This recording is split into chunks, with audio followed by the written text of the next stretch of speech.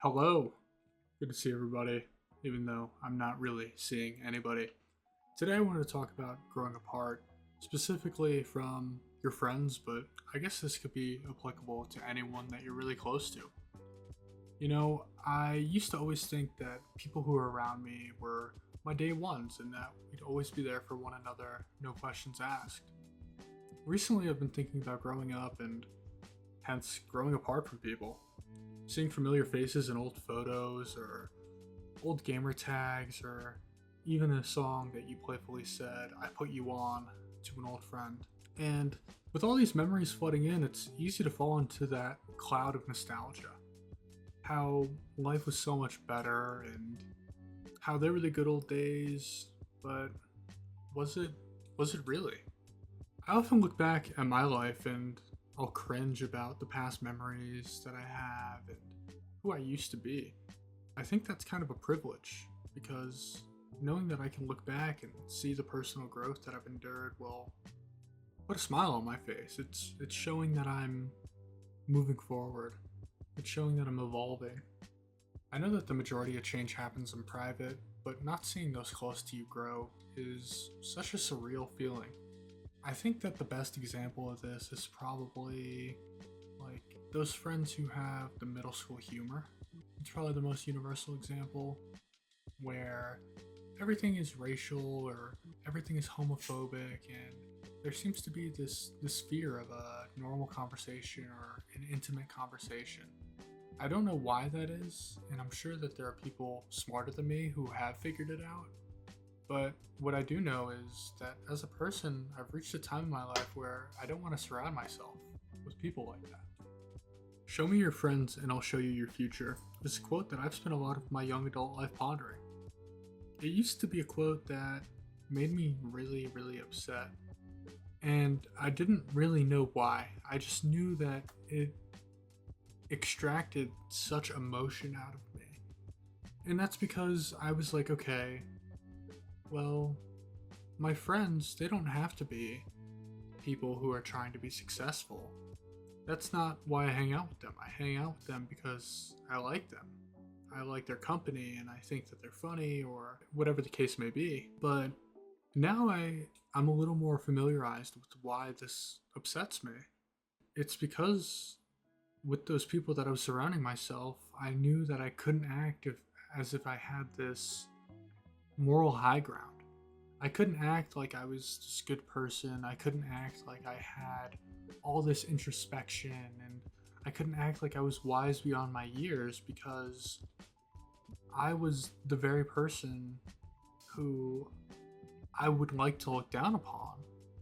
Something that I'll probably talk about more at a later date is people being a product of their environment. And I think that that quote is true to a certain extent, but I think that there should be a crossroads. There should be a crossroads where you, as an individual, decide what is right and you decide what is wrong. From there, you can understand who you want to be.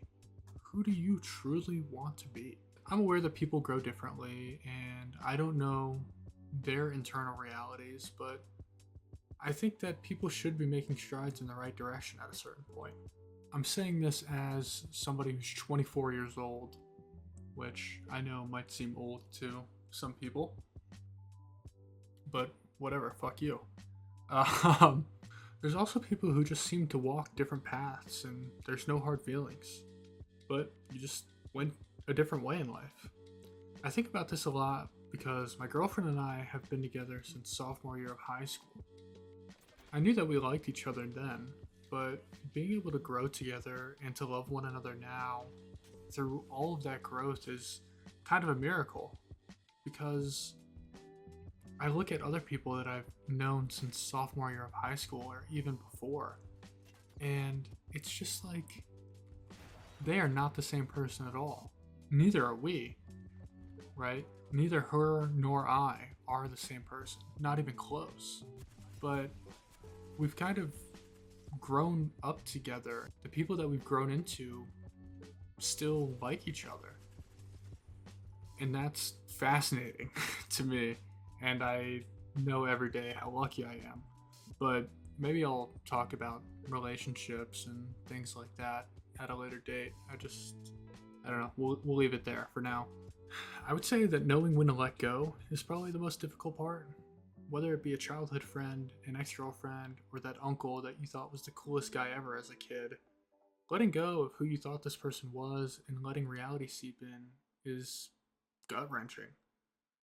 I mean, still having love for someone when it feels like the love isn't there, or wanting the best for someone when they don't want what's best for themselves, or even bending over backwards for someone when they wouldn't tilt their head for you.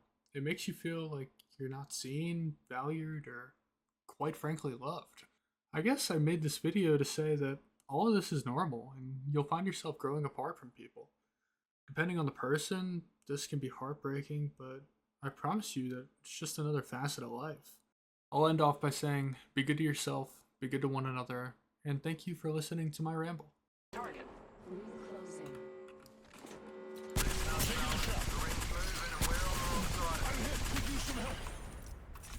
Maybe we have a lot of bats. Giving my shields a recharge. Oh no, I have one for you, literally-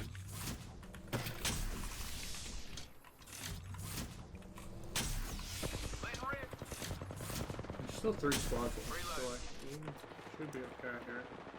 They start really fighting. I'm looking at this over Check the here. feed. Taking fire, brother.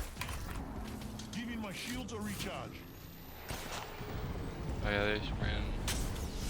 Yeah, I'm taking them. Incoming grenade.